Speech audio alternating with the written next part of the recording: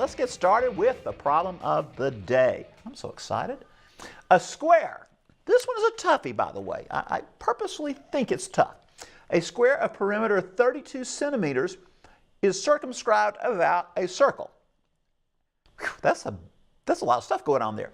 What is the area of the space between them in terms of pi? Now let's hold that on there just a second, guys. A square of perimeter 32 centimeters is circumscribed about a circle. That tells me that the inside is the circle. That's the first thing you've got to read. Circum means on the outer part. So the square's on the outside, the circle's on the inside, and to help you out, let's take a look at what that picture actually was supposed to look like. Here is your square, circumscribed about a circle. Notice what it does. If the circle is tangent, a little tangent point there, a little tangent point here. Boy, this really came out pretty good. The red circle and the black square.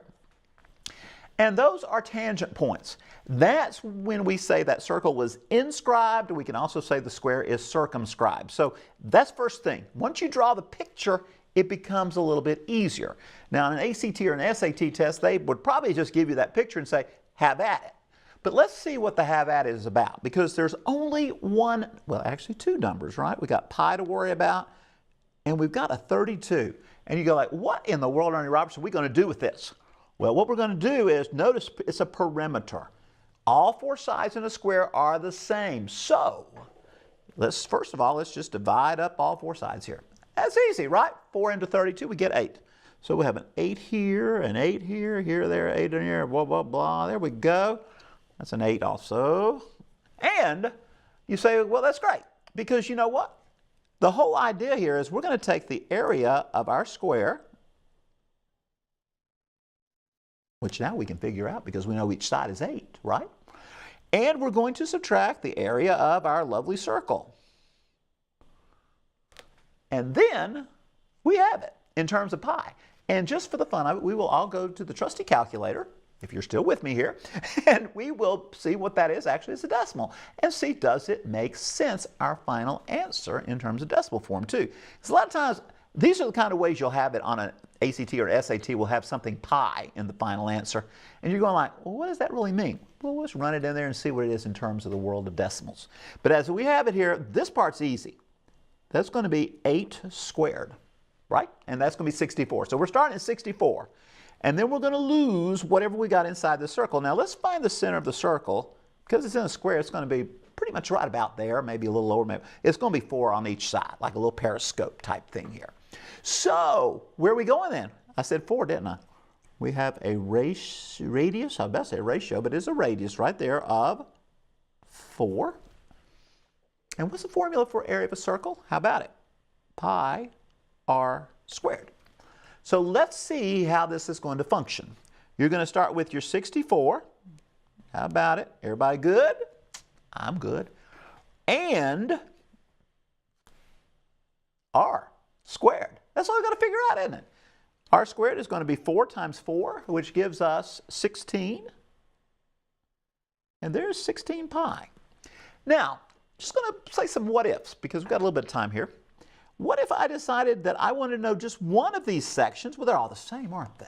They're all the same size. They're all the same area there, so to speak. You would just simply divide it by 4, and you would be down to, well, it looks like 16 minus 4 pi. But now you say, Ernie, that sounds just kind of crazy. Because so many times what we're sitting here thinking, some of you are out there thinking, I want to get 48 pi. No, no, no, no. There's not a pi attached to this 64, so we have to look at them separately. Let's go to the calculator and see what it would look like as a decimal. But that's what we're looking for. That wasn't that hard, was it? Let's see what 16, no, what is it? Yeah, 64. I'll get it right. 64, subtract, there we are. And we're going to go 16 pi. By the way, the pi key is right there underneath the exponent on the blue, which means we'll go second and we'll hit pi. Isn't that pretty? It actually makes a pi. And then the pi becomes a crazy decimal of all random, let's see how random, my goodness, all over the place. So it's basically not quite 13 3/4, but getting pretty close. If we round it off to, let's say, about 2 decimal places, we would have 13 73/100ths. You know, there you have it, which basically, when you look back at 64, you take that number versus 64, it's a little less than 1/4. So there you have it. Wow, how about that? A little good start there. And again, if we were to change this to decimal, let's drop out the bottom there for a little bit, guys. 13 and 73. Oh, goodness, whatever. 4, 5, we'll let the other part be gone.